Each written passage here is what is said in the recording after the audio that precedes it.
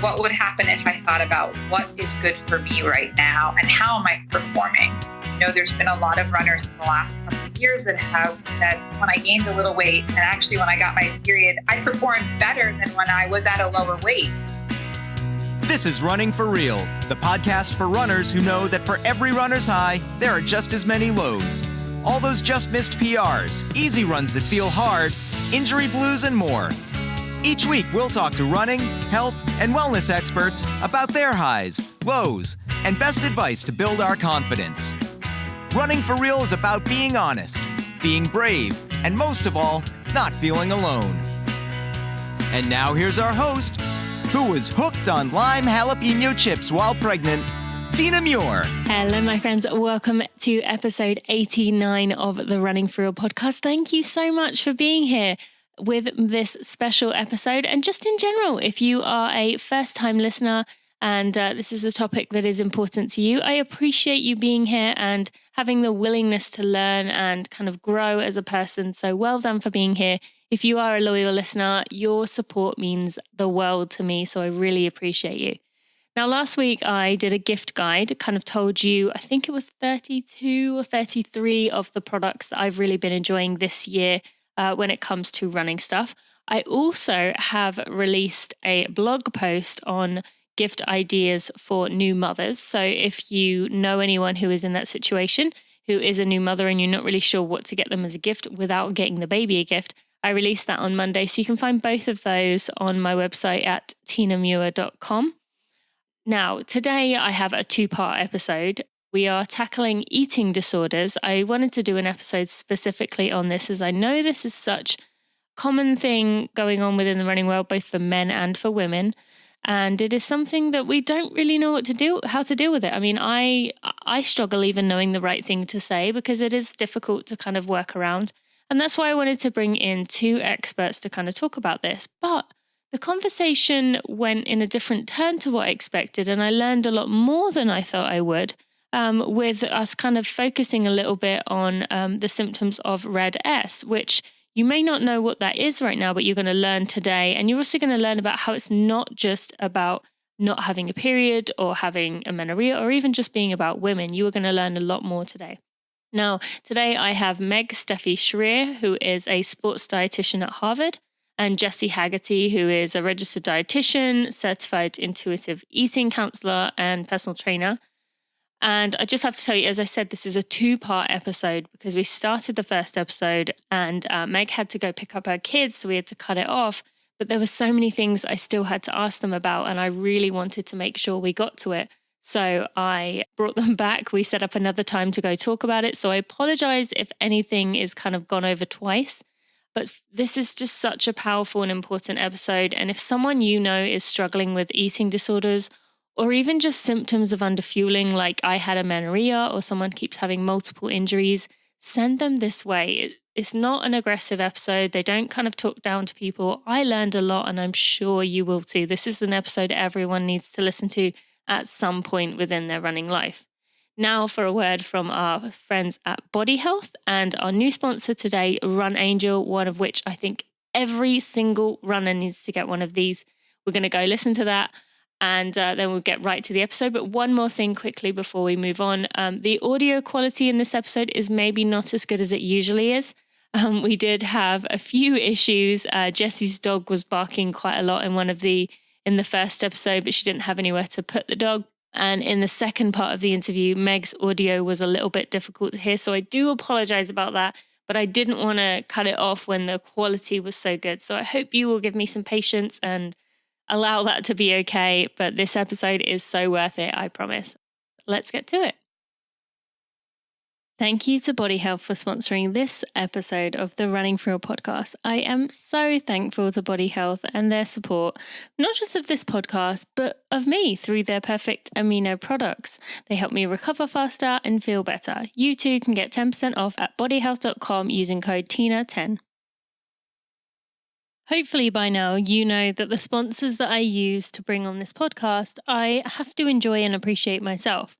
That is easily the case with Run Angel. Run Angel is a safety product which actually keeps my mind at peace, and I'm sure it will keep your mind at peace and you can get 15% off using code RUNNINGFORREAL with the number 4 at runangel.com. I'll tell you more about it later in the episode.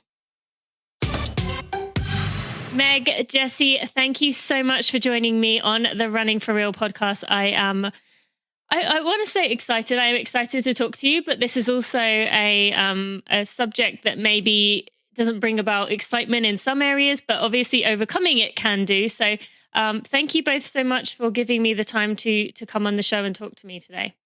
Yeah, I'm excited.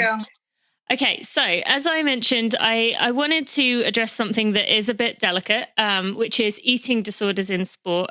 Both of you are, people who have a lot of knowledge in this area, and especially with my background, a lot of my listeners know that, I talked about my overcoming amenorrhea and not having a period for 9 years. And I get a lot of women reaching out to me, but I don't have the knowledge or the resources to know what to say to them. So that's where you guys come in. And I really wanted to address eating disorders specifically in an episode.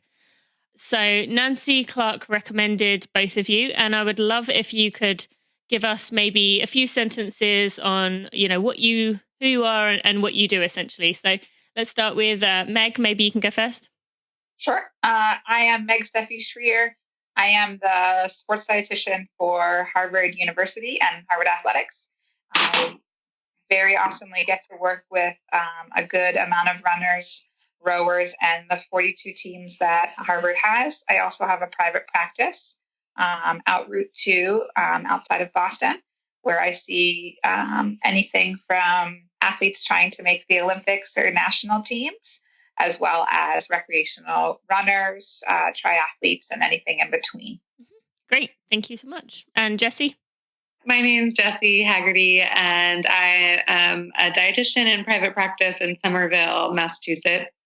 And I work with mostly people with eating disorders or chronic dieters who are looking to no longer use dieting or disorder eating behaviors. But I started my career as a personal trainer. So I'm now kind of using those two worlds, and I train other personal trainers and fitness professionals and some coaches as well on how to screen for eating disorders and disorder eating behaviors before they get to the point where someone has to go to treatment. Mm-hmm. Okay, great. And we're gonna dig into a lot of that that both of you just talked about in this episode, but kind of keeping it general for now. Maybe Jessi, you can answer this one.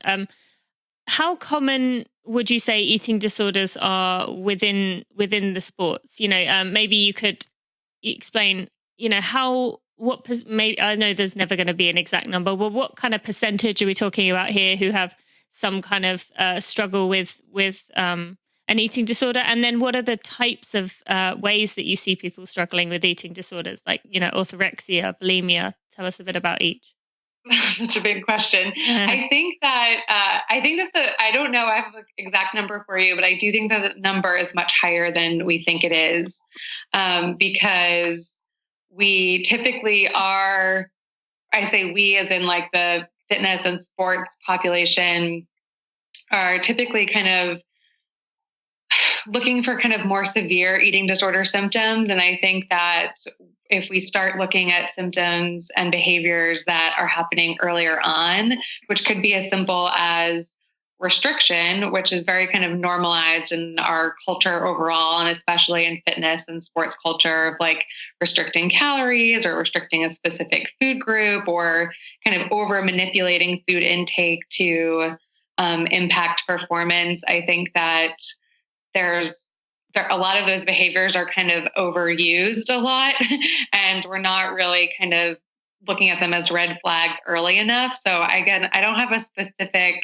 number, but I do think it's a little bit higher than what we might think it is. Meg might have a better sense of that. Yeah, Meg, do you have anything to add? So in terms of, in general, the trends that I've seen, and I awesomely get to work with the CPSDA, which is the large sports dietitian network nationwide. And I feel really blessed to work with some of the top of the world and get to talk to them.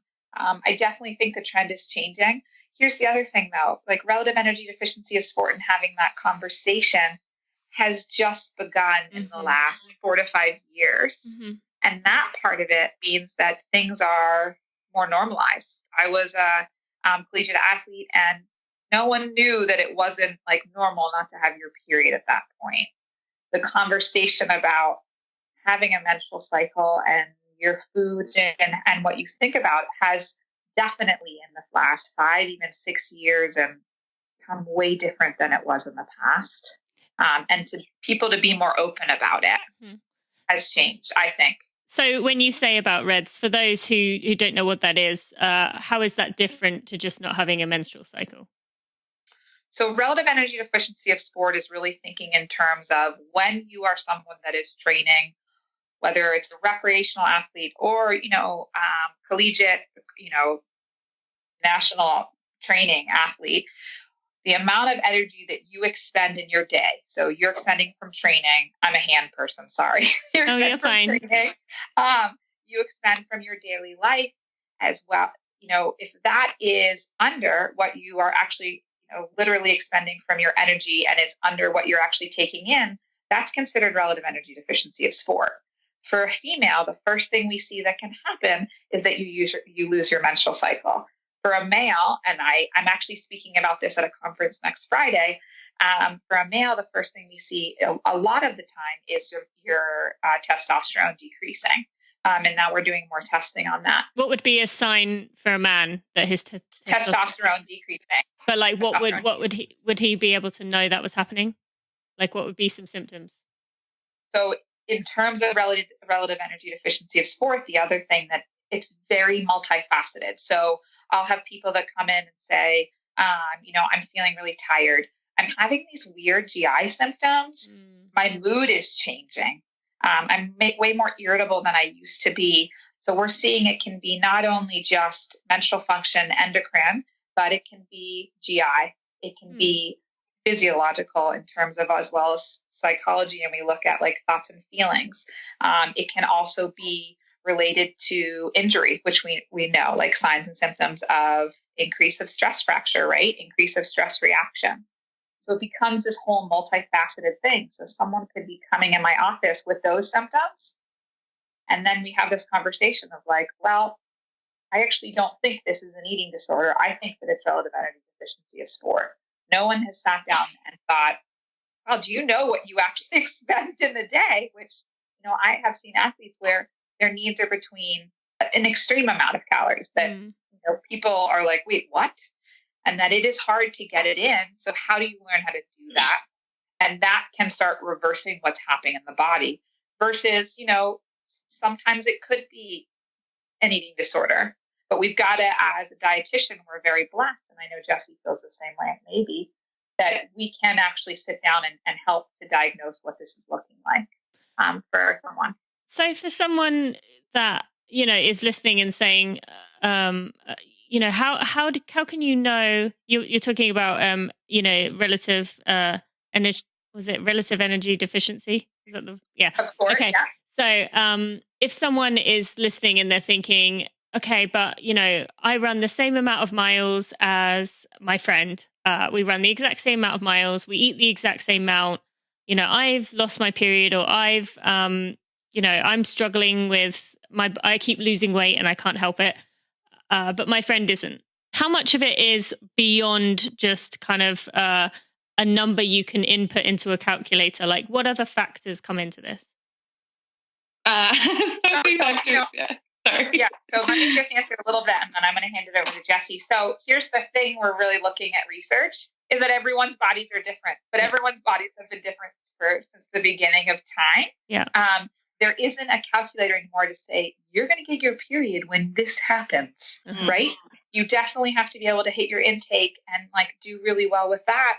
But like this old idea that if you're at this BMI, this is going to work for you, or your body fat percentage. A lot of that research has also recently been saying, again, everybody's bodies are different. But if we kind of think about it, everybody's bodies are different. So kind of taking a step back and realizing that. That also, I think, Tina, goes into like the comparison trap. Yeah. And so taking a step back and being like, wow, I'm comparing to that person next to me. What is that doing for me? Very true. the grand scheme of things. Yep. Jessi? I think so much of it too it's like this chicken or the egg thing, like Meg was saying, where relative energy deficiency could simply be someone doesn't understand what their needs are and they're chronically underfueling for like lack of education. But I also think that paired next to that in like the dieting culture that we live in, often when someone has digestive symptoms or GI symptoms and they don't have like a Meg to go to at their school, or just recreationally, they're often met with like other solutions that are offering up like more disordered eating behaviors, like elimination diets or excessive amounts of supplements and stuff like that. And so I think that sometimes like this kind of like lack of education can end up leading to an eating disorder or disordered eating behaviors if someone is like starting to kind of look for other solutions rather than just like, well, maybe I just need to eat more. Maybe I actually just need to get more energy and more fuel.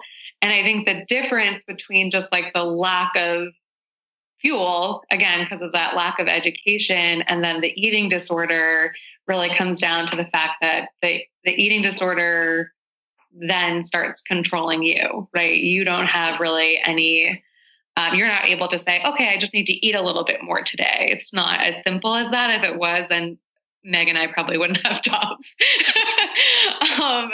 And so I think a lot of the big difference is kind of like the eating disorder voice that comes up for a lot of people, that mentality of feeling like I need to kind of follow these rules or I need to use these behaviors to gain a sense of control. And I'm really kind of generalizing there because there's so many different reasons why someone can have an eating disorder. But are you kind of saying that in a lot of cases, it might literally be a case of someone is naively kind of not eating enough, but then, like you said, recommendations by the wrong person or, a lack of education about it might awaken something in them that makes them kind of start to, well, I've got to follow this. I have to do exactly what this said. And it kind of brings out a situation where it's very easy to kind of start heading down that path where you, might, like you said, become obsessed with keeping that control of that situation. Is that kind of what you're saying? Yeah. I mean, I've seen that happen with so many clients where they've come to me after just being like, I just wanted to try out this program. I won't name any because I don't want to like promote any dieting programs, but and then it kind of just spirals. And I think it's circumstantial too. If someone's under kind of a lot of stress, obviously athletes and college students are all under kind of a very specific type of stress, let alone kind of other things that might be happening in their life at that time. If the circumstances are right, it could definitely be something that felt kind of benign in the beginning and then led down kind of an eating disorder path. Again, that's not everyone's experience, but it's a lot of what I tend to see. Yeah. I was just literally on a podcast before this.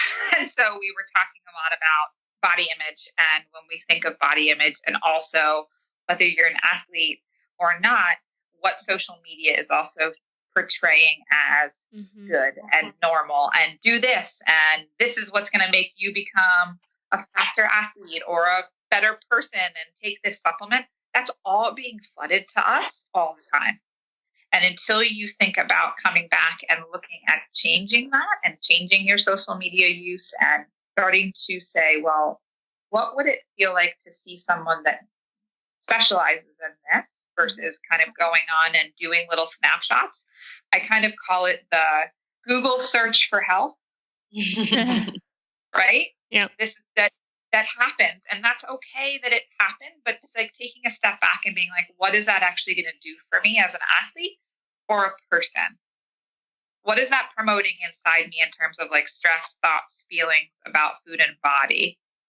And I do think in terms of eating disorders, thoughts and feelings on body changes. So what would, if you could both, I'd love to hear both of your thoughts before we go any further on with, as you just mentioned, that social media, If you find yourself comparing to other people, I mean, I can even admit when I was an elite, now I look back, I was just as thin as everyone else, but in my head, I was quote unquote the big runner. And so I would constantly find myself looking at other elite runners and thinking, oh, look how much better they look than me.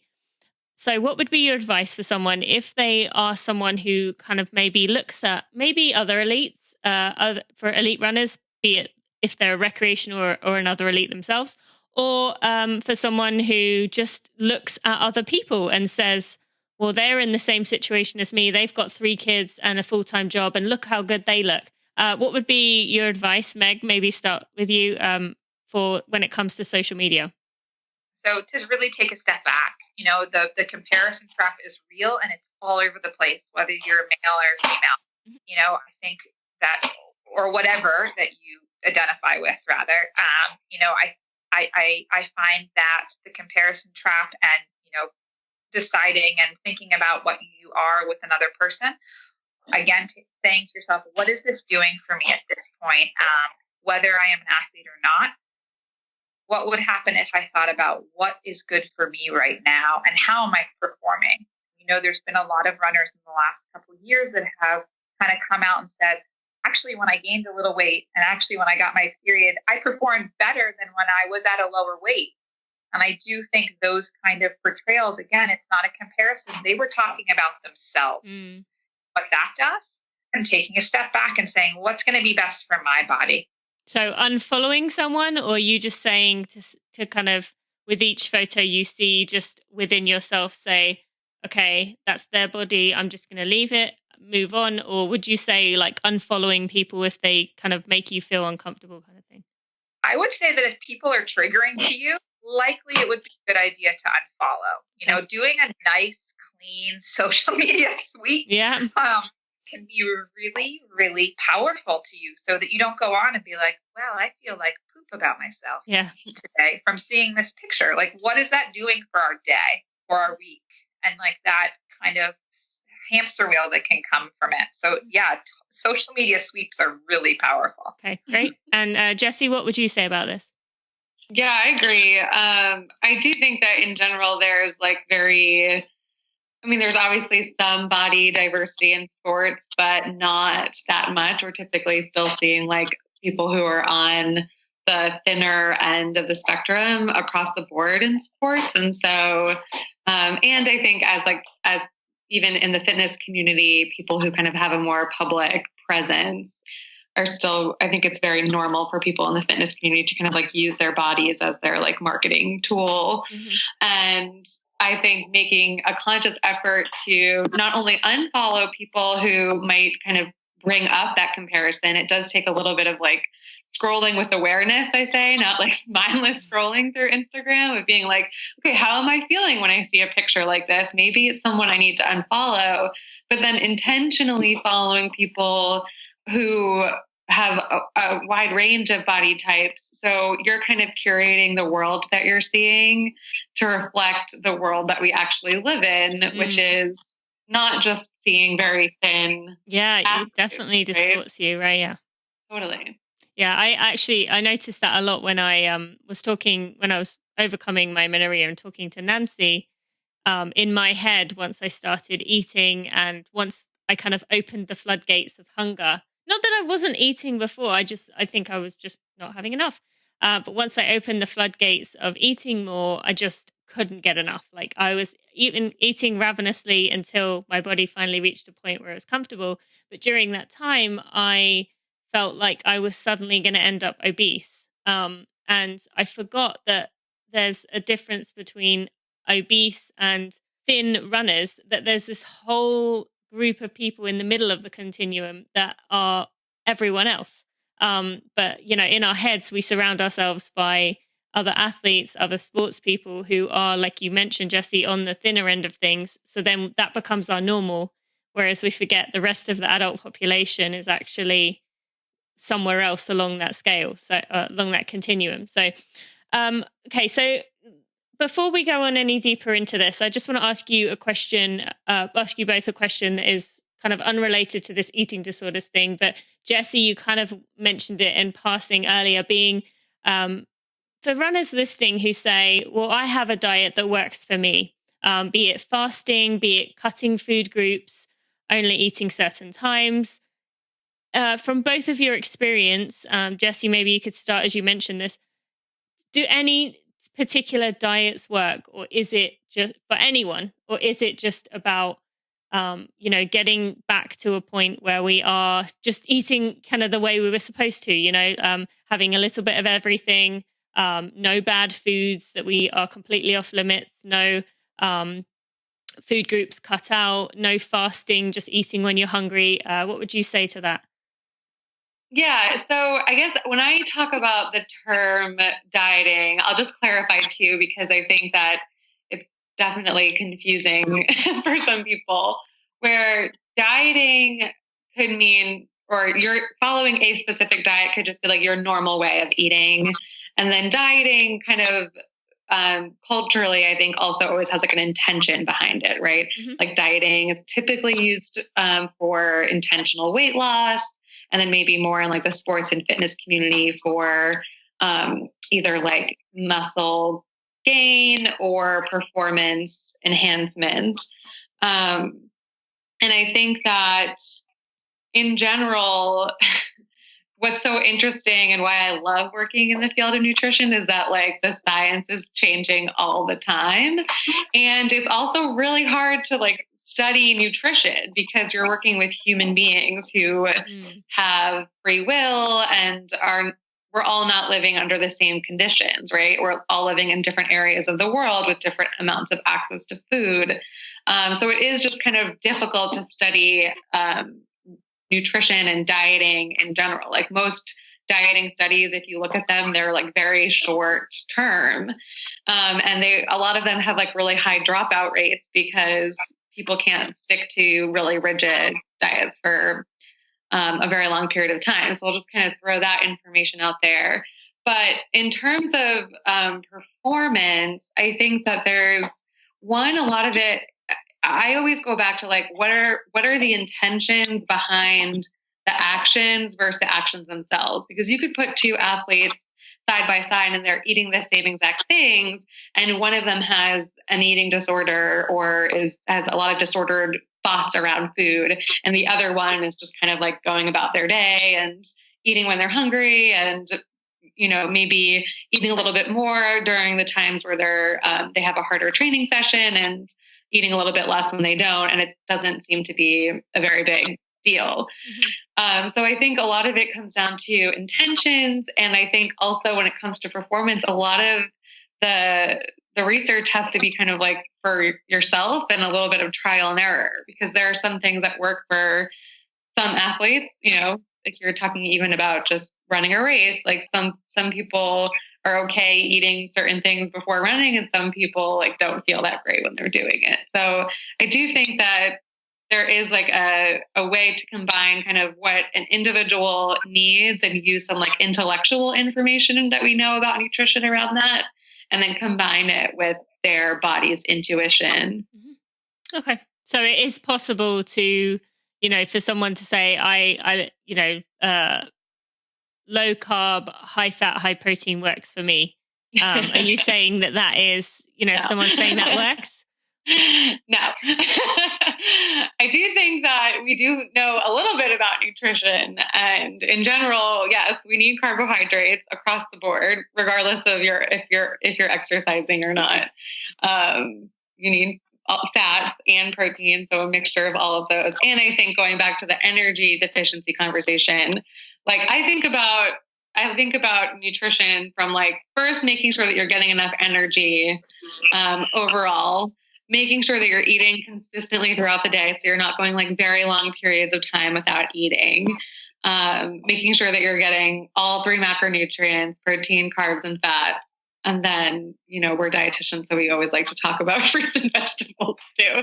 But I do think that those are kind of like the essentials. And then working with a dietitian to like figure out what works best for you within those guidelines, I think is helpful. But Yeah, I wouldn't be like recommending intermittent fasting or like the keto diet or anything. Okay, great.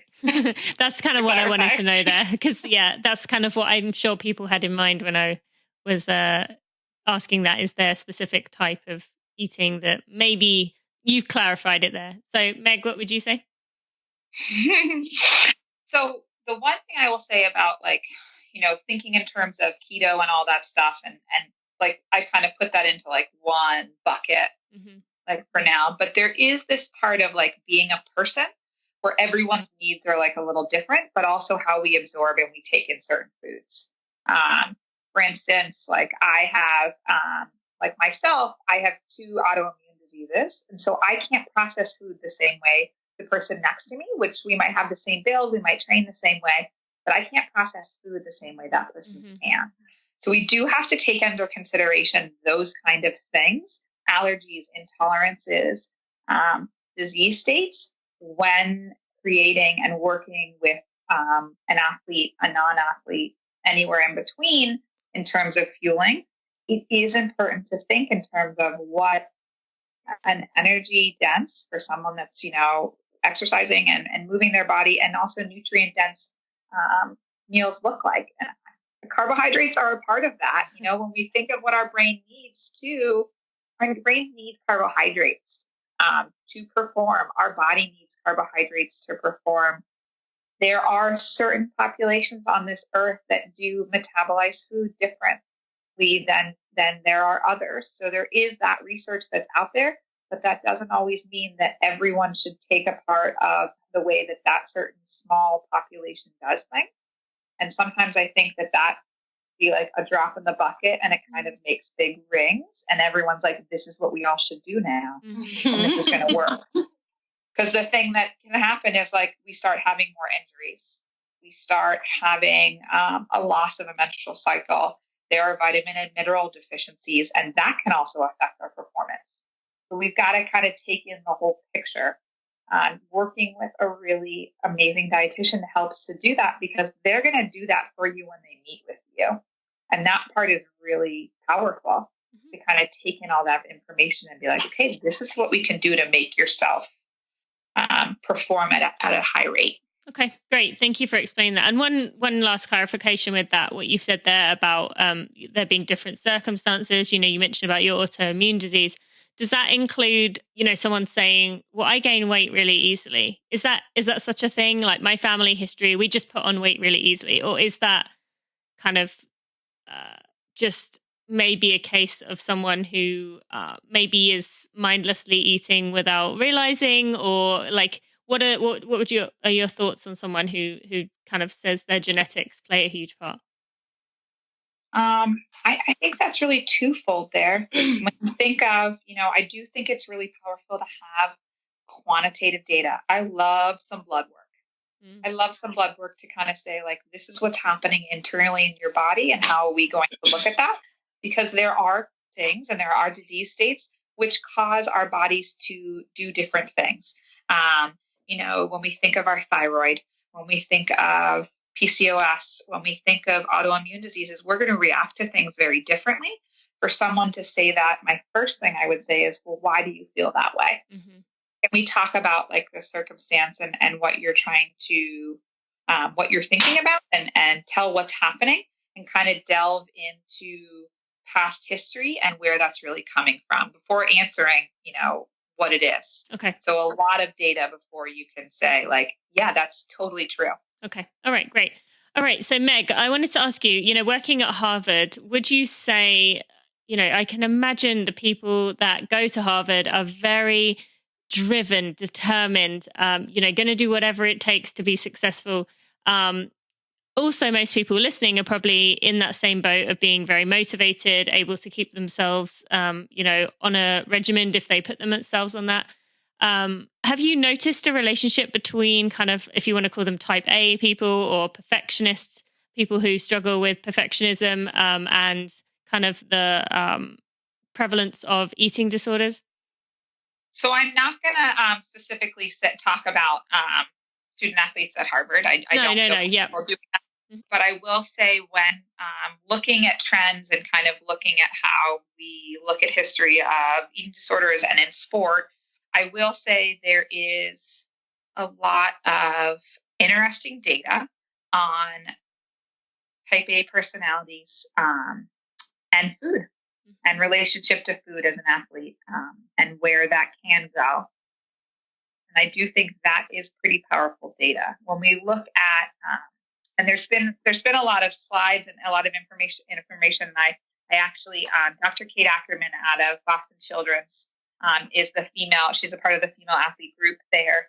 And I remember seeing a slide that she had, and it looks at a type A personality and drive and focus and perfectionism all on a side of the slide. And then on the opposite side of the slide, it talks about anorexia and how, a lot of those same drives that are that type A personality that I think you're speaking of can correlate sometimes to anorexia. It's not always a perfect correlation, but there can be some correlation when it comes to that. Mm-hmm. And like, as in kind of more likely to kind of fall into the trap of feeling that because of the control. I know I'm a very driven person myself, so I know, I like being in control of things. And so I've always kind of felt that I could very easily kind of head down that path. And that's kind of what you're saying, that with the correlations, that it would be slightly easier for someone who is a type A,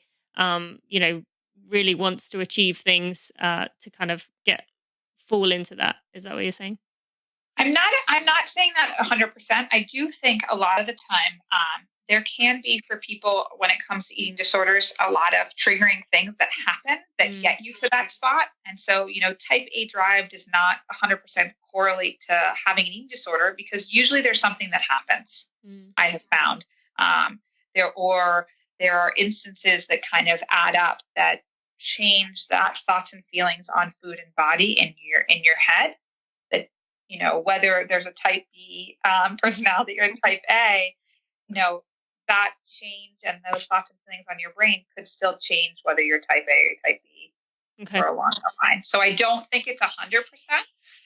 Jessi, what would you say to that? Yeah, I mean, I don't think anything is 100%, which is why I think that maybe both of us are so wishy-washy. We're like, yeah, kind of, sort of, maybe. Yeah, I definitely think that there can definitely be a correlation. And I know that something that I always say all the time is like, correlation doesn't necessarily mean causation, right? So knowing that someone might have type A or perfectionistic tendencies doesn't necessarily mean that they're going to have an eating disorder. But I think a lot of times we see it the other way around. A lot of people that we see with eating disorders can also have some of those perfectionistic tendencies. And sometimes they don't. I've worked with a lot of people who don't really at all. Okay. That's good to know. Go on. What were you going to say? No, I was just going to say exactly, how Jessi was saying before, like the chicken or the egg, or like which one comes first. It's really, it's a case by case basis. Okay. Everybody's, thoughts and feelings on food and their body are different. Yeah. Okay. That's who we are. Yep. And you mentioned, Meg, about a lot of it comes into a certain maybe situation or circumstance. Jessi, maybe you could start with this one. How much of it is actually about food?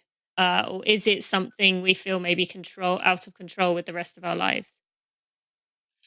Yeah, I think it's both. I mean, I think that food is a very accessible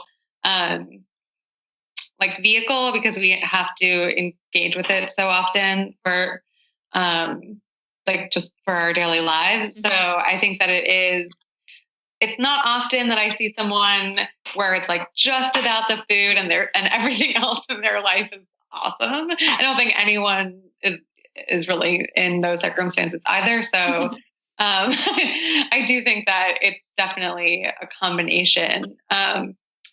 Because eating disorders are a mental illness as well. And they also happen to have a lot of physical ramifications, which is why working with a full treatment team, like a therapist and a dietitian and your primary care provider and potentially a psychiatrist is really helpful, because there's so many different facets to it. And again, it's so different for everyone. And I think that sometimes saying that, people get frustrated because they just want to know like exactly what it looks like. But I do think it's really important to like underline and highlight that every single eating disorder case looks so different, both mentally and emotionally and physically. So you don't have to be in a very thin body to have an eating disorder. Mm-hmm. Eating disorders come in like all shapes and sizes. And I think that our media definitely only presents like a very narrow, I guess, identification of what it looks like. And so a lot of times people feel like they're not sick enough or they're not worthy of help because they don't, quote unquote, look like what an eating disorder looks like. So you could be struggling with like any number of eating disorder behaviors and like, please, like get help. Yeah. It doesn't, okay. You don't have to. Yeah. No, I'm glad you clarified that because I think a lot of people listening may kind of feel that way. And I've seen that by quite a few people who have said, you know, I had an eating disorder, but no one believed me because they said, but you're not skinny, when that's not necessarily the case. So Meg, what would you add? I would say the same thing. You know, eating disorders come in all shapes and sizes, and your body is different than the person sitting next to you. So, you know, like we were talking at the beginning about comparison. What is comparison doing for us? What does it look like? What does that delve into who you are? Whether you're doing collegiate athletics or, you know, elites or anything in between, the comparison trap is not helpful most of the time, if not all. Mm-hmm. So, you know, thinking about that and, you know, realizing that maybe you need help and how to get help when you need it. I think that's the other thing. There's a lot of, I'm fine, I got this under control that can happen. Yeah. I got this. This is normal. This is fine. But finding the space in who you are at that present moment to say, this is not okay. Mm-hmm. I need some help, and to kind of circle the wagons and get that help that you need so you can be your strongest self is really powerful. Okay. And while we're on that topic, you know, you've both mentioned kind of therapy, maybe even a psychiatrist. How does therapy help for someone listening who is thinking, you know, I'm starting to feel like maybe I do have, you know, something going on here. I'm really feeling like, you know, I couldn't eat a slice of my birthday cake last week, or I keep, you know, making up excuses to not go out with my friends. How is therapy going to come into this, in addition to going to see a registered dietitian to work with, to actually address the caloric intake? So maybe Meg, you can start. So I find that, and when we look at research in terms of, you know, working on that eating disorder that's happening, is having a treatment team is not only going to help you to recover, but also get you the best care and full spectrum, just like Jessi was talking about. I was like, this is exactly what I love is, you know, primary care physician, a therapist, likely possibly a psychiatrist, as well. I would add sometimes an endocrinologist. So we can have some background and figure out, like, if we're dealing with amenorrhea here, what's the plan? I'm all about a plan. So what's the plan going to be in terms of like that amenorrhea, which is a whole other piece of the puzzle, and how we're going to do. So I do think an endocrinologist can be another really helpful asset on that team. Okay, great. And actually, I will back that up as well. I did work with an endocrinologist, and I felt like he was the first person I worked with that actually gave me some hope. So I absolutely recommend endocrinologists too. Jessi, what would you say there? In terms of working with a therapist, yeah, I think just having someone to be able, well, first of all, I would say if you feel like you are struggling with an eating disorder or kind of anything that falls along that spectrum, working with an eating disorder therapist or a therapist who specializes in eating disorders, I think is very important. So you're saying so just to clarify here, you're saying that there are available for someone who has no idea about this, you will be able to, within your town, city, find someone who is a therapist, and maybe on their website it will say specializes in eating disorder recovery, something like that. Yes. Okay.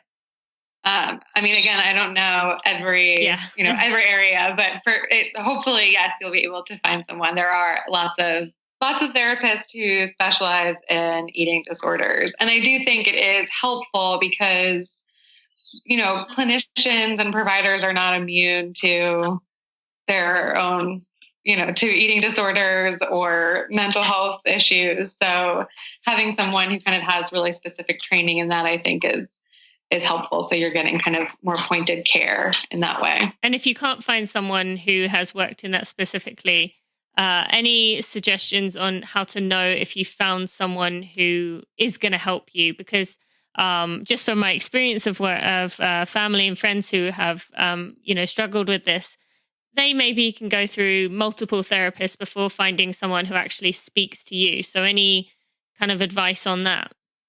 Oh yeah. I mean, I think go with your gut first.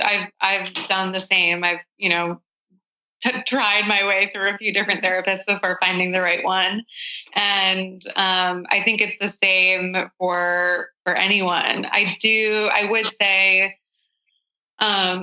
for someone who's struggling with an eating disorder specifically, like I do work with, again, people kind of all along the weight spectrum. And I've seen a number of clients who have come to me with disorder eating behaviors who are also in a larger body, and they've had therapists who have recommended dieting programs to them and weight loss programs. And it like drives me nuts because they obviously hadn't, they made assumptions and they hadn't really done the proper screening. So I would say like, if you're going to a therapist and this is something you want to work on and they're, recommending dieting or weight loss, then maybe find a new therapist. Okay. And I would say the same thing goes for like, thin privilege with a therapist. I would say the opposite as well. Like if the things that are coming out of the therapist's mouth do not sound appropriate to you, your gut, just like Jessi said, is something to think about. Okay. So it's okay if someone, maybe goes to a therapist and thinks, this isn't helping me. I don't like this. This doesn't work. I'm not going to bother with therapy. You're saying just look for someone else rather than just saying, well, therapy doesn't work for me. Yeah. Yes. Yeah. Keep looking. Okay, great. All right. So let's talk, Jessi. You are a certified intuitive eating counselor. Now, for both of you, I'd love to hear your thoughts. For those people who are struggling with, some kind of eating disorder along the spectrum, as we mentioned, especially runners who are burning a ton of calories and thinking, well, I'm just not hungry. Okay, let's do two scenarios. Let's say someone who says, I'm just not hungry. I feel like I'm eating enough, and you're saying to eat intuitively, but I'm just not hungry. So what do I do? Meg, you want to start? Just waving her hand. So I actually had a conversation with the amazing Marcy Evans about this on a course about this. And I find this to be quite true. It is very hard to eat intuitively when you are training at a high caliber. Okay. I'm going to say it again. It is really hard to eat intuitively when you're training at a caliber where calorically I need more than you've been used to having. And like, let's say I have someone doing 3 meals, 3 to 4 snacks a day, or even a 4th meal to hit their needs. At that point, that meal might not feel good. The other thing I can see, and this can happen at the end of a training cycle, and I use this a lot, is like the 3 signs of not feeling well for sport. Are you ready? Mm-hmm. Okay, so you get to the end of a hard training, and that last 20 minutes, you feel like you don't have it in your body. You don't have it in your jets to finish. Sign that you're not feeling as strongly for sport. You get to the end of a practice or a run, and you feel like nauseated at the end. Even, are you saying, what about if are you saying regardless of whether you're running hard or not? Because some people feel nauseated if they push themselves hard. Right. Like you get the blit. Yep. Totally. That can happen. But getting to the end and feeling nauseated and saying like, I don't feel like I can have my recovery feeling. Or third, getting to the end and feeling like, I always say, like, you could eat your teammate. You're so hungry. You probably haven't fueled well for the day. And those can be 3 really helpful signs to be like, wow, am I crushing my caloric intake? At that point, that's not about intuitive eating. That's about hitting your needs. And I think if you're thinking in terms of like hitting that intuitive eating and listening to your body as well, it doesn't always mean you're going to be able to hit your needs for sport. Okay. So when you just want to clarify, when you're saying high caliber, you're not necessarily meaning someone who is running at, a professional level. You're literally talking about someone. So maybe someone listening is a 4-hour marathoner, but they are training, they're running, spending a lot of hours out there. You're talking, that's kind of included in that? I would say it can be, saying to yourself, like, if you're going to be training for, your mileage is up, or you're doing, let's say, we're looking at a mileage and then cross training on top. We've got to think of how you're going to feel your body to perform well.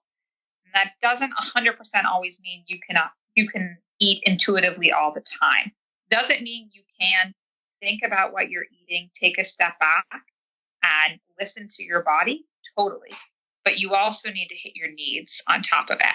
So for someone who's saying, if we take out the post-run situation, which I hope people really paid attention to the nauseated, I'm not hungry after a run there, because I have heard that so many times from people. But let's talk about the rest of the time. Let's say someone has eaten their post-run meal and it's 2-3 hours later and they know they should eat some more calories, but I'm just not hungry. I just don't want to eat anymore. Are you saying you should kind of push past that and say, yes, but my body needs that, so I'm going to eat some more?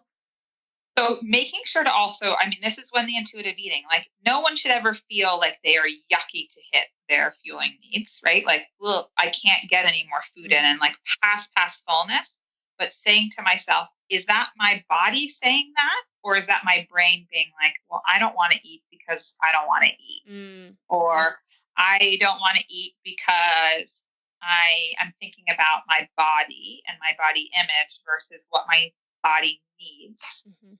There's a lot of different scenarios, but when you're meeting with a dietitian or a certified sports dietitian or something to hit your needs, it also for a little while to hit your needs might feel a little different in your belly. Yep. And I mentioned that specifically. Yeah. I remember that. It's going to feel a little different. Like your body's going to respond. There could be like bowel changes included, some bloating. Like that is a normal response. So that part of it isn't going to feel intuitive. It's going to feel weird and different. Okay. So I would put that into that as well. Okay, great. All right, Jessi, what would you say? Yeah, I agree. I think that like the misconception that comes up around intuitive eating is that it's like just eat when you're hungry and stop when you're full. But because, well, one, even if you're not an athlete, but you have a history of kind of like manipulating your food intake through dieting or an eating disorder history, your hunger and fullness cues can be like really stunted, or you just really don't have access to those, even though your body might still be working in that way. And then same thing when it comes to training. Think about most of your body's processes and like blood flow is like going to your muscles and your heart. And so it's kind of like, well, we don't need digestion right now. Like we're all set with that. So yeah, of course, those cues are going to get really stunted. And that's why I think having like a structure is really helpful. And then like Meg said, within that structure, you're able to say, okay, how am I hungry right now? And am I eating or am I not eating because I'm just like feel really yucky and I'm like so stuffed? Or is it because I like think that I've already overeaten today, yes, quote unquote overeaten today?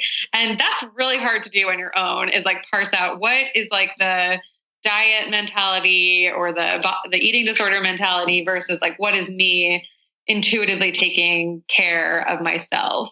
And if you feel like it's really difficult to do that, I do think like a little bit of rest can actually help kind of get those cues back up. Because a lot of times what I've seen with a lot of clients, and I'm sure some listeners have experienced this themselves, is they're like following a plan or eating a specific number of calories every day. And then they stop training and they like are binging, or they're kind of like, they're like, oh my gosh, I'm so ravenous. I'm so hungry. How could I be this hungry? I'm not even training anymore. But your body doesn't like turn on in the morning and turn off at night, It's like constantly trying to catch up with itself. Yeah, we see that a lot in people who take time off after a marathon. Will maybe take a week off and say, well, I'm not running this week, so you know, I don't need to eat as much. But like your metabolism obviously doesn't just, like you said, say, oh, well, yeah, you didn't run yesterday, so I'm going to slow down a bit. Like it, and especially after a big race like that, it's obviously still trying to repair from some damage it's done up to that point. Okay, that was great and helpful. What about someone who's thinking, you know, I know in my heart I have something going on here, but I really don't want to gain weight. You know, I don't want to get fat. I don't want to go see someone because they're going to make me gain weight. What would you say there? Jessi, you maybe want to start? Yeah, I mean, I think that it's, again, culturally very normal or normalized to have that fear around weight gain, because we have such a, it's like a cultural phobia, right, around gaining weight and being larger. But it is also important to recognize, like we were talking about earlier, that there are people in our world kind of fall all along the weight spectrum. And that's not like a design flaw. Like, it's just kind of very normal and natural that we have people who are very small and people who are very large. And then it's the same thing as how we have some people who are very short and some people who are very tall. But we've kind of now like pathologized that in a way that I think is unhelpful for most people. And so a lot of times when I have a client who comes in and says that they're afraid of gaining weight, especially with intuitive eating, that's like a big fear. Like, oh, if I'm not tracking my macros, then I'm going to gain all this weight. And the reality is, without like freaking all the listeners out, like they might gain some weight. And that is also very normal, and that is okay. And it doesn't mean that they've done something bad or wrong. It just means that maybe that's where their body needs to settle. And they've spent a little too much time restricting, and their body needs to get to a place where it can kind of maintain. Yeah. Okay, great. All right. And Meg, what do you think about that? You know, the idea of gaining weight for people when it comes to thinking about their period is a really scary experience. I mean, imagine the stress and anxiety that can cause on someone. The one thing to think about is if this could actually make you stronger, thus help your performance. And that concept and having that conversation isn't something that's just going to happen overnight. I find that it's an ongoing conversation with your dietitian, with your therapist, and kind of working as well with a really good general practitioner, and understanding that it's going to take a little while and why this is important, right? Why gaining a little bit of mass can actually help your body to start getting cycles again, and really what that means. Okay, let me just pause you there. What about someone who's saying, okay, you're saying that I might run better or I might run faster if I gain weight, but I've been running faster since I've lost weight, so why would it go the other way? It's a really great question, Tina. So, you know, I've seen people who have had both scenarios happen. The one challenge, right, that's happening, that I'm running really well and this is great and wonderful. Well, here's the thing. What's happening with your bones right now in your body?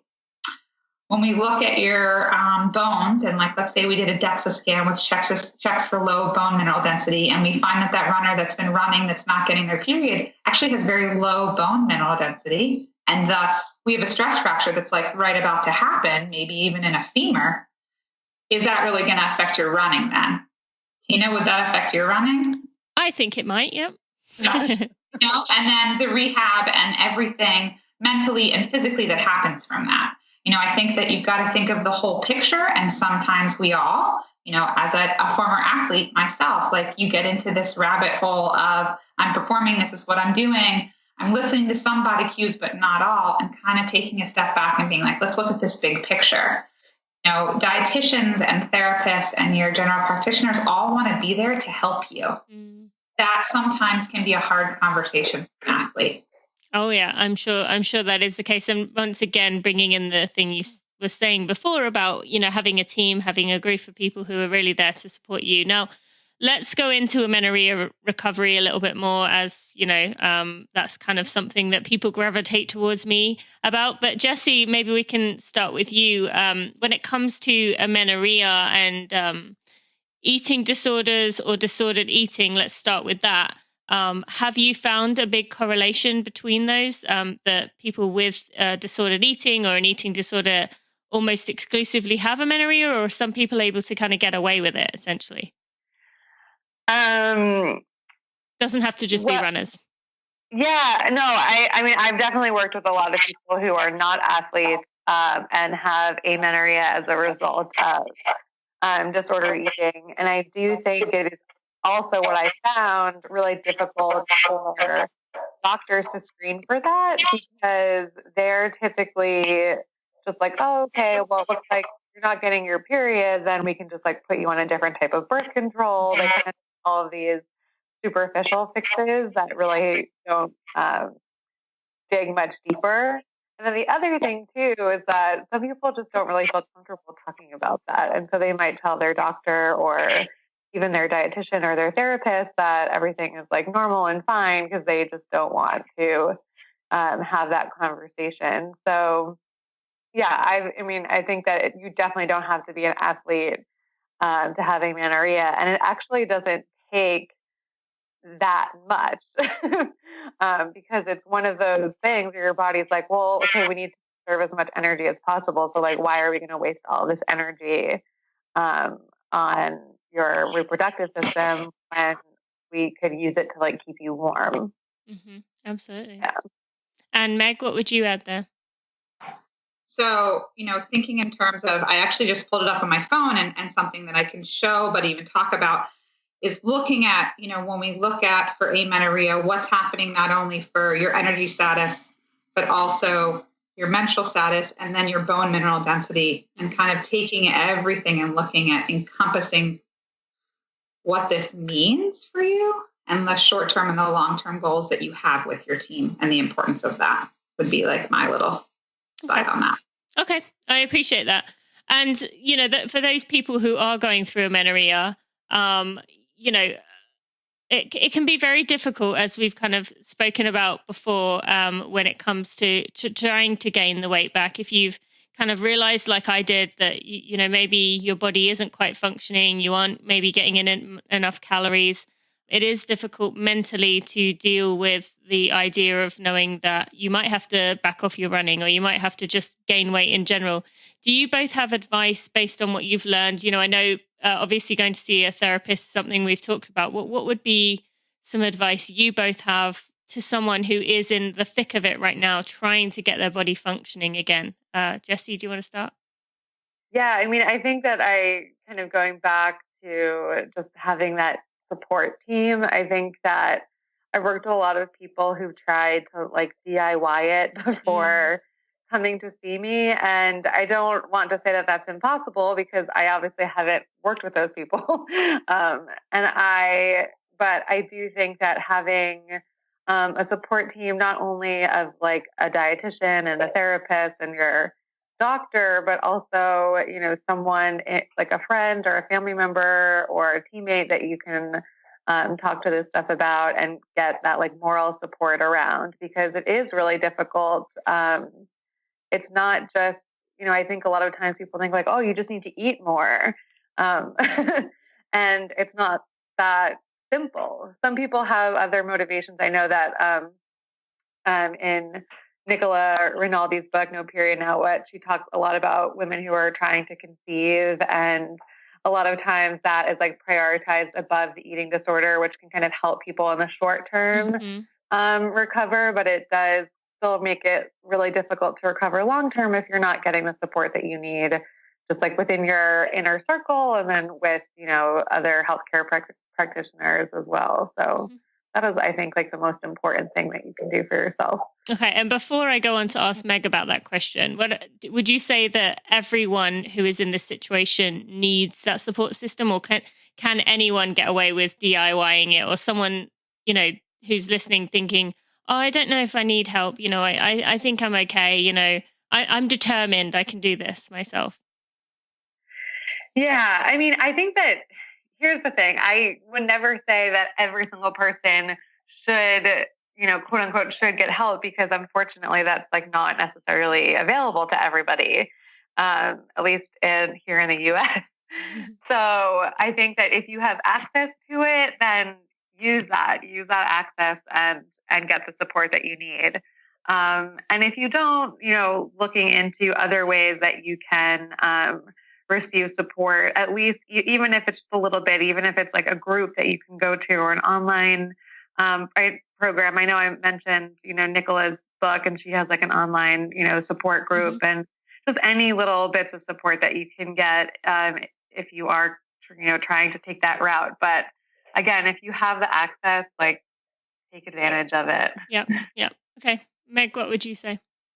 I think that Jessi really spoke pretty eloquently about the importance of finding your team, and as well as having that support group. There are times too where this goes past just amenorrhea and we're looking at eating disorders. And the other thing I would say is maybe some kind of treatment.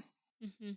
Like, you mean going in, being like checked into somewhere, or just working with a therapist and someone like that? So having like a treatment team, but also, there are all these different programs around the world, and that you can go to where maybe it's an intensive outpatient, maybe it's inpatient, depending on what we're really looking at. There are ways that you can get help. But just like Jessi's saying, it really depends where you are. Okay, so do you have any kind of, I don't want to say symptoms, but any maybe thought patterns that people might have, or maybe behaviors that people might be kind of practicing that maybe, someone listening right now that should give them a sign of saying, okay, that's me. I probably should go get some help from a treatment center or something like that. So thinking in terms of, maybe this person doesn't have their period, maybe running a lot, but also how much are you thinking about food throughout the day? How much is food taking over your thoughts and feelings? How much is food and your thoughts and feelings about what you're eating, but also your behaviors or maybe rigidity around food causing you to not go to events, causing you to not do social parties with friends or be with your closest loved ones? How much is it taking over your life? Mm-hmm. And if you feel like that's consistently something that's happening with you, talking to someone about it. Doesn't have to say I'm going to walk myself into treatment, but right. I'm going to find some help. And there are a lot of people in this world that are really passionate about this work and helping. Mm-hmm. But if it's becoming everything, likely it's something that you should talk about. Okay. Jessi, would you add anything to that? Yeah, I would just add that I think a lot of it is also when those behaviors, whatever they may be, right? Because there's a wide spectrum of eating disorder behaviors, but when they stop feeling choiceful. And I would always say, I hate to let, it get to that point.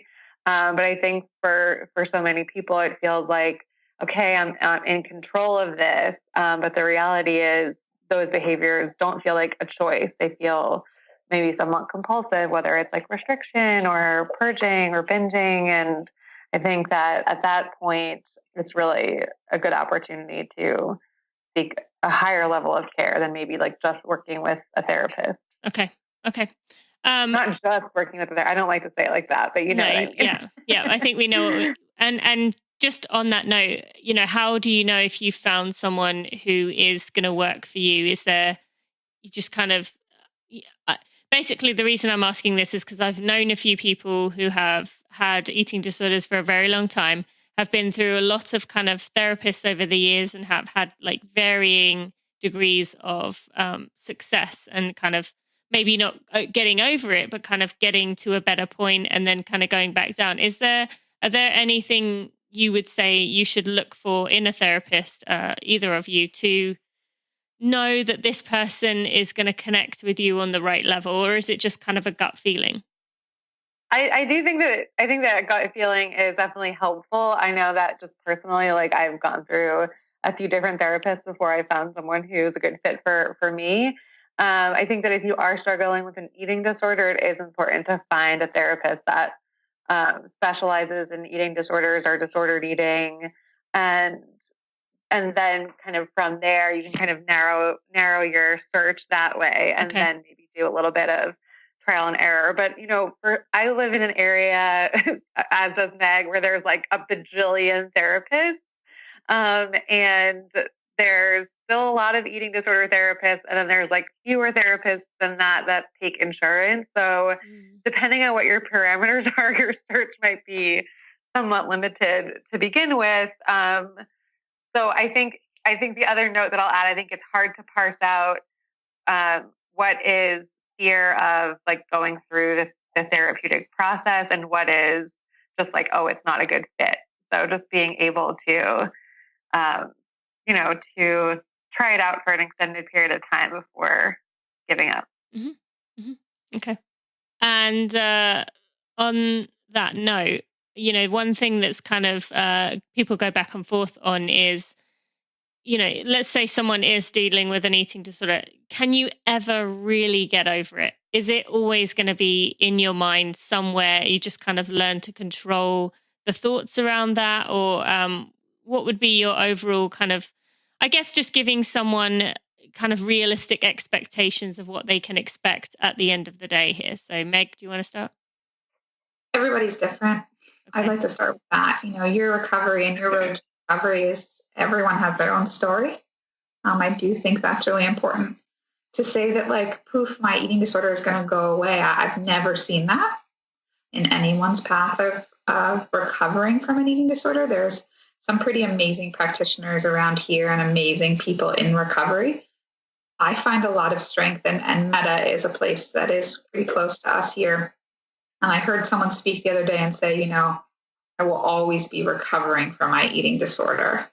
And I find a lot of strength in that, that I'm always going to be working, that the voices and the thoughts and feelings on food, I find tools to help, but it doesn't mean that they're always going to go away, but there's going to be less. And maybe my rigidity will be less.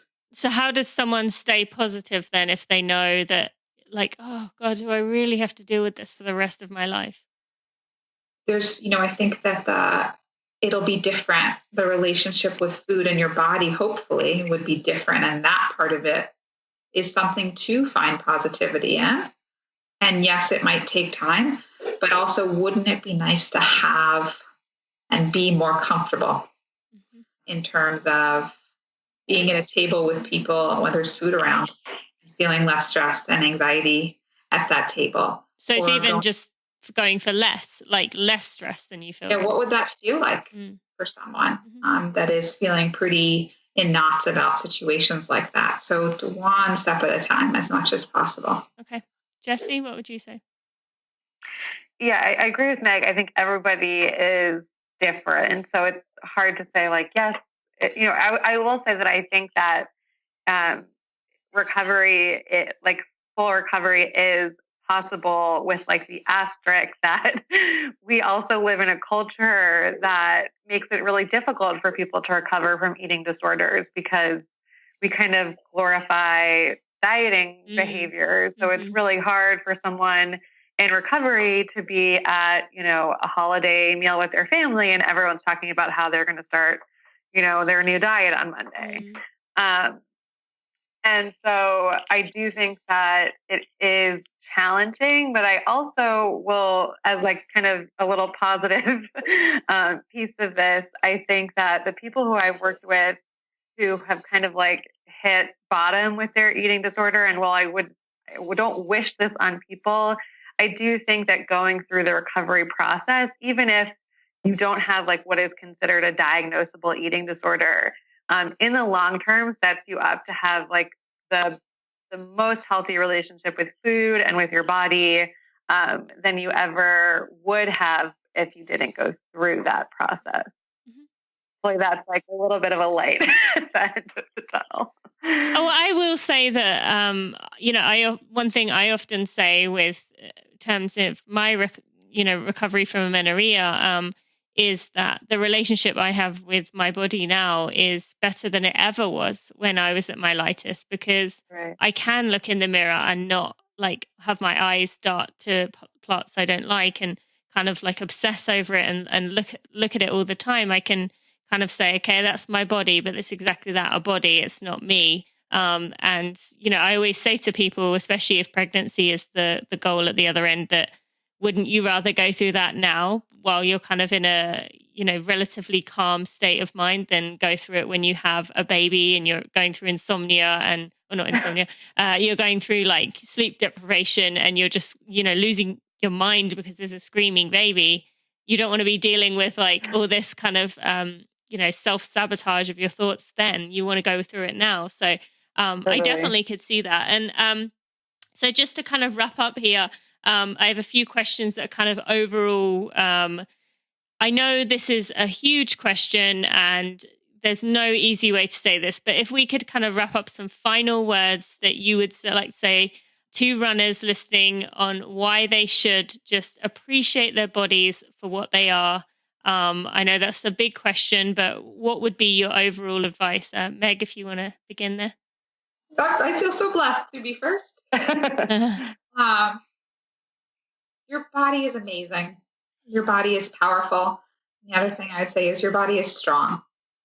Take that body and love it. And to love it means that it functions and it lets you move, it lets you run, it lets you have fun. And that in itself can be amazing. I love that. Jessi? Meg is pointing at Jessi. Were you saying it to me to say it? I don't know. I like that too. So I know you mentioned I teach a course to fitness professionals. And so one of these kind of like three things that I continue to bring up that I think will be helpful for everyone listening are, one is, really honoring like function over aesthetics. So really, like Meg was saying, really appreciating what your body can do versus what it looks like. But then on kind of that same note is really honoring like attunement and being in touch with what your body needs versus ability or ableism, where I think that sometimes we get, especially athletes, can get like so wrapped up in having their body perform like at its best all of the time that we forget or become disconnected with like what our body actually needs, whether it's rest or more food, more carbs, stuff like that. And then the third one, now I'm like blanking, is I forgot. It's okay. You can come back to it at the end there if you like to. Okay, we're just going to kind of get some more information on how people can find more about you both. Jessi, I know you have the Body Love Project podcast, which is obviously going to be a great resource for people listening to do exactly that, get more love for your body. But where else can people find more about you? Everything that you need to know about me is just on my website. It's jessihaggerty.com. And that's Jessi with just an I, no E. Yes, Jessi with just an I. And my last name has 2 G's. And then my podcast is on, iTunes, and everything else is on my website. So we can check it out there. Okay. And Meg, what about you? I mean, obviously you are not so much I don't think commercial is the right word, but kind of you're more of a behind the scenes person working with Harvard. But where can people find more about you? So I do have a private practice. It's pretty small.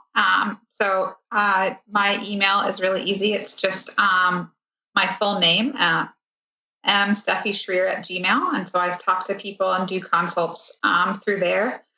My website is down right now. So it got hacked. Which is sad, but I will have that up, and I'm always happy to answer emails along the way with people. And then the other thing is you can find me on the sports medicine page for Harvard.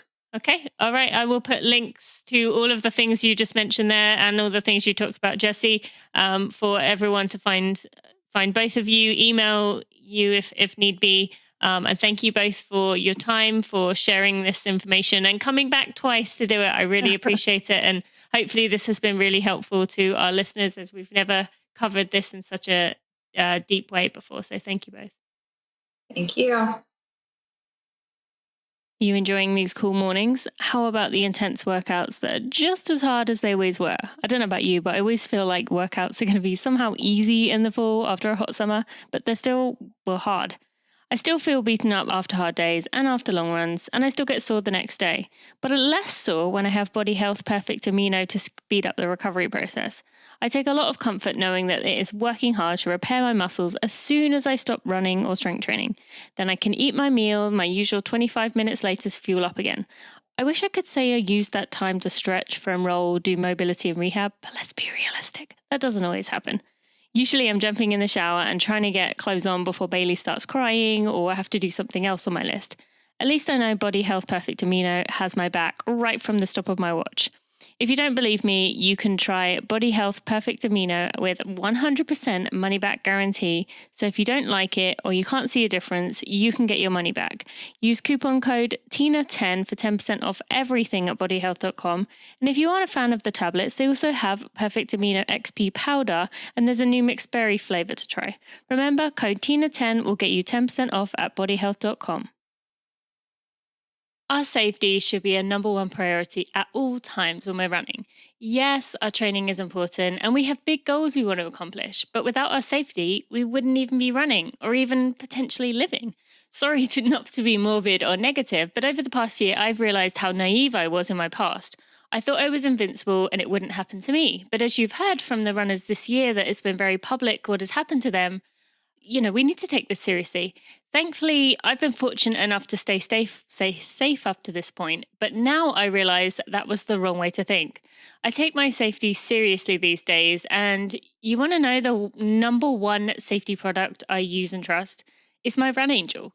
It looks like a watch, has 2 buttons, one small that turns it on, and one giant one in the middle that if you push, it will send off an alarm as loud as a rock concert, scaring away anyone who might put your life at risk or alerting people nearby that something isn't right. It also sends an alert to 3 contacts in your phone to let them know exactly where you are and that you need help. Running for Real listeners can get 15% off using code RUNNINGFORREAL at runangel.com. And my friends, if you get one safety product, make it be this. Get it for the loved ones in your life. Ask for it for Christmas, Hanukkah, a birthday, anything. Your life is more important than anything, and Run Angel is keeping us all safe. Remember, that's code RUNNINGFORREAL with the number 4. And I want to thank Run Angel for supporting Running for Real and supporting us runners in our journey to achieve our goals. My friends, if you have a minute and you could leave a review on your favorite podcast player, Apple Podcasts, iTunes, Stitcher, Overcast, Pocket Cast, Spotify, or whatever else podcast player you use to listen to this podcast, or if you would subscribe to this podcast, you will help me get out in front of new runners to make our tribe even bigger and even better. It might not seem like you as one person can make a difference, but really it helps a lot. And it shows me you appreciate the hard work I put in for those. Thank you so much. I hope that was a helpful episode. The information we were learning about was just so good, and I had to get that second part to ask about the other things that I wanted to know about and I knew you would be wondering about. Yes, we did miss the Running for Real 4 questions, but I thought the information was too important to kind of waste time answering those questions. And this is an episode that was more about kind of learning and, being a useful resource in the future. So I hope that was an okay decision to make on my part. If you or someone you know needs to listen to this episode, please consider going to get some help or sending your loved one to some help by getting them to listen to this episode. As they mentioned, a team is absolutely critical here. And if it is your loved one that you are worried about, if they can listen to this episode, maybe they will kind of resonate with this enough to go get some help for themselves. But again, remember that this is nothing that you can force someone to do. They have to make the decision on their own, as painful as that might be. So there's links to that and everything else we talked about in the show notes at tinamuir.com/episode 89. And if you wouldn't mind, could you take a screenshot of this episode if you found it helpful and share it to your Instagram or your Facebook or any of your other social media channels? You never know who in your audience or who of your friends might see it and might need this message. It might really appreciate it and it might speak to them. You could even be saving a life down the road that way. One more thing I want to mention is my amenorrhea book, Overcoming Amenorrhea, is going to be out in just a few weeks' time. You are actually able to pre-order my book through my website. If you want to go to tinamuir.com, you will find it under the shop section, or you can also find it under the work with me section. So if you want to go pre-order that book, there's also going to be a link in the show notes again, tinamuir.com/episode 89, where you can pre-order that book. Will be available in January otherwise. And next week, we have 2 episodes. There's a bonus episode on Monday with Michael Joyner, who is a physiologist at Mayo Clinic. He's one of the world's leading experts on human performance and exercise physiology. And in this episode, we're going to be focusing all about the 5K, how to train for it. He understands the physiology of the race, and it's a distance that we've never really focused on before. So let's learn. And even if you are not a 5K runner, you are really going to enjoy this one. Michael is one of the best people in the world at this topic, and I think you're going to learn a lot. So until then, have a great week. I'll see you Monday. Thanks for listening to the Running for Real podcast. Be sure to check out tinamuir.com for show notes and even more helpful running information.